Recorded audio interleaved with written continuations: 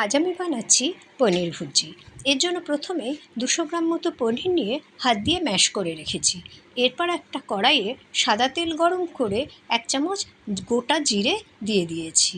এরপর দিয়েছি এতে রসুন কুচি, কাঁচা লঙ্কা কুচি আর আদা কুচি দিয়ে ভালো করে নেড়ে একটা বড় পেঁয়াজ কুচিও দিয়ে দিয়েছি। সব কিছু ভালো করে নেড়ে ছেড়ে আমি এবার সবজিগুলো দিয়ে দিয়েছি একটু নুন আর কাসুরি মেথি হাত দিয়ে ক্রাশ করে। এবার ভালো করে নেড়ে চেড়ে ম্যাশ করা পনিরটাও দিয়ে দিয়েছি।